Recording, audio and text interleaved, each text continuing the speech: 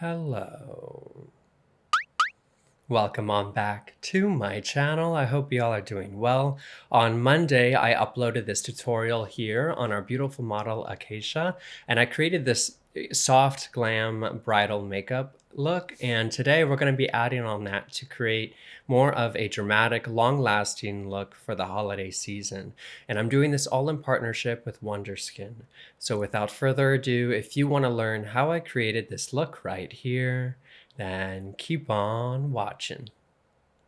So to begin, I'm using the Wonder Blading 3-in-1 lip scrub from WONDERSKIN to prep our model's lips with.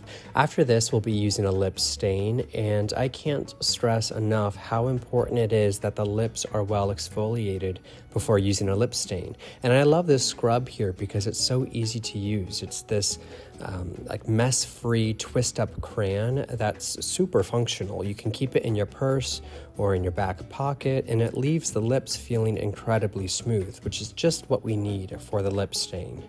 The one I'm using is called the Wonder Blading Peel and Reveal Lip Stain. Now, I know this is a bright blue, and it looks a little crazy right now, but have faith, I promise you, it's going to turn out amazing. This is a lip mask that creates a long-lasting, water-resistant lip stain. So I'm going to tell you how I like to use this, because over the last year or so that I've been using this for, I feel like I've gotten the technique down. So here it is. I apply a thin layer of this, leave it to dry for about 45 seconds to a minute long, and then I go in with another coat before I wipe it off. I'll put a caption in the corner of the screen here so you know which coat I'm on. And by the way, I'm using the shade Romance here, but they have about 14 different shades to choose from, some of which are fresh tint stains, while others are full color, opaque stains. On myself, I usually apply one layer of this for a softer stain, but today I wanted a bit more color to the lips, which I think will be perfect for this holiday look. So I'm going in with my second layer, as you see here, and I've found that the trick to this is to work quickly. Apply on a layer and let it dry. And the longer you let it sit here, by the way, the more intense the color stain is gonna be. So once it's dried, take a napkin or a wet wipe or something and start removing it little by little, and look at that vibrant red color it leaves behind. Isn't that beautiful? Now, honestly, when I use this on a client, I normally have them wipe it off because it's a bit more efficient than me doing it, but I got to make it look like I'm doing something here, so I'm going to do it. And wiping this away is so satisfying. Seeing that stain left behind, it's just stunning. And this will last all day, guys. It won't transfer, it won't feather, it won't rub off onto the teeth. The color won't fade. It's waterproof. It's everything you could possibly need in a bold red lip. Now, I'm going to pair this stain with the Uoma Beauty lip liner in the shade Simone, and I'm just using this around the lip border. If you haven't had a chance to watch the first tutorial we filmed that included the complexion makeup that she has on now, here are some pictures that the photographer Roman Lopez took. He did a phenomenal job. And of course, we had Adrian Cobian on the hair, who is just incredible as well. I'll include both of their socials down below. It's totally the dream team. We came together for this look, really. But I say this because I used the same lip liner for the first look, and it looked just as great for a nude lip combo as well. Now, after this, I'm using the MAC Clear Lip Glass and applying this right on top, and look at how a little clear gloss just ups the game here. It makes the lip color so vibrant and rich, and you can really use any clear gloss you already have on top of this, guys. The point is that because we used a stain, it's not going to transfer. And because the gloss is clear, that's not going to transfer either, not even onto your teeth, which can sometimes happen with a red lip. It's the worst. So you can be kissing somebody, drinking out of a wine glass, eating pizza, anything, and the stain will not move or budge. So with that said, next up, I'm using the Huda Beauty Easy Bake Powder in the shade Blondie, and using this to bake underneath the eyes with. So by laying down this amount of powder, it's going to catch any fallout that we may or may not have from the eyeshadow. And also, because the powder is slightly lighter than Acacia's complexion, it's going to have that brightening effect to the under eye area, which I always think looks great, especially for a more dramatic evening glam. To start on the eyes, I'm using this Haus Labs High Power Pigment Paint and applying this onto the lid before diffusing it out. The shade I'm using here is Deep Amethyst Shimmer, which, as the name suggests, it's this beautiful, deep plum amethyst shade with hints of shimmer in it. It is a liquid formula, so whether you're using it as an eyeliner or as a smoked out eyeshadow, you'll want to work quickly with it before it dries down. But the good news here is that once it does dry down, it's not going anywhere. You can be left feeling secure that it's not going to transfer or crease up in the eyelids or anything like that. But do you see how quickly it begins to take shape? It's diffusing out just the way I need it to, and it's such an easy way to switch up your eye makeup for the evening, especially during this time of year. You're wearing your makeup all day, running around town with the kids, or working the 9 to 5, whatever you have going on, and you just want a quick and easy way to freshen up your makeup and glam for a holiday party or a family dinner, who knows.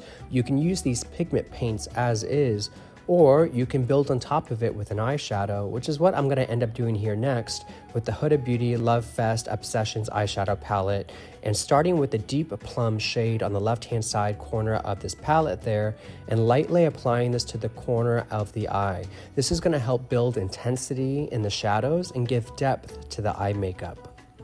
After this, I'm taking the glitter on the bottom left-hand side corner of the palette and applying it onto the center of the lid with my finger, pressing it on before diffusing it out with the brush. This, to me, is everything. Doesn't that look phenomenal?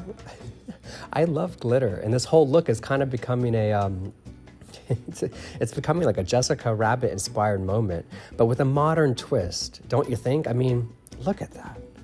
And then you'll see here how I incorporate different shadows in the palette for the lower lash line, but I want you to notice how this look remains looking soft. Most people would think pairing a purple glittery eyeshadow with a bold glossy red lip would have them looking like a clown, but it's all about balance here. By the way, I'm just doing a step and repeat with the other eye here, using the same products and steps I just used for the first eye. So, as I was saying, about balance, we've built up this beautiful color story here, but we're not gonna overdo it by overly contouring her face or doing a cut crease or big eyelashes and all that.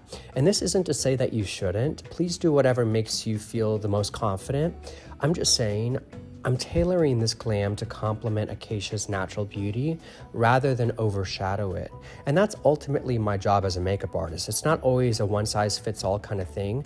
Different things work for different people who have different preferences. So I say all that to say, take what you see here and make it your own.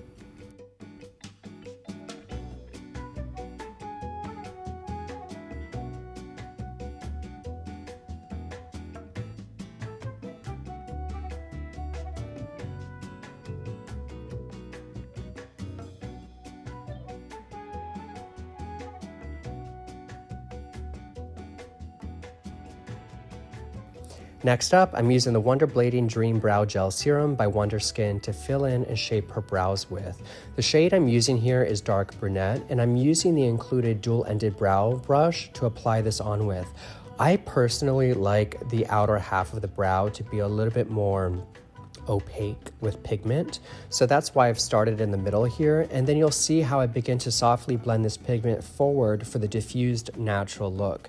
This formula contains silk fiber powders that gives a thicker appearance to the brows, but also what I'm most impressed by is that it has this pigment that adheres to the skin and brow hairs for a waterproof, transproof, and budge-proof brow that lasts over 24 hours. It has a similar color payoff to a brow pomade, but it has more of a gel serum consistency, and it truly does not budge. Like with a pomade, it'll move if you drag your finger across it or something, but this formula stays in place. It's pretty incredible. I'll link it down below so you can check it out. I love how this brow turned out. So I'm gonna do the other one real quick off camera and then start wiping away the powder we've let sit here underneath the eyes. As you can see, it leaves behind a slight hint of brightness to the under eye area, and it's caught any of that purple glitter that may have fallen down on top of it. To blush up the cheeks, I'm using this MAC Glow Play blush in the shade Rosy Does It, and using this to add some extra color to her cheeks. I think the berry tones of this pairs perfectly with the eyeshadow and her skin tone. I also just think that anyone and everyone who has a medium to deep skin tone should have at least one good purple, fuchsia, berry toned blush in their makeup kit. Sometimes a baby pink or like a true rose toned blush can read a little too cool toned and can have a grayish cast on deeper skin tones. And if you know what I'm talking about, and if you're experiencing that issue, try out a shade like this. It reads beautiful on camera and in person, of course. Just look at that. So pretty. Okay, next I'm using this Haus Labs highlighter in the shade Golden Pyrite and dusting this onto the high points of her face for some extra glow. So the cheekbones and down the center of the nose. And you can even dust this onto your chest and shoulders too if you'd like. I think this adds a nice finishing touch to the overall look, especially after baking with all that powder underneath the eyes. This adds back in that touch of luminosity to the skin that sometimes gets lost in translation with using powders. And in my opinion, it is the perfect finishing touch in how we took a soft glam and built on it to create something long-lasting and more dramatic for the holidays.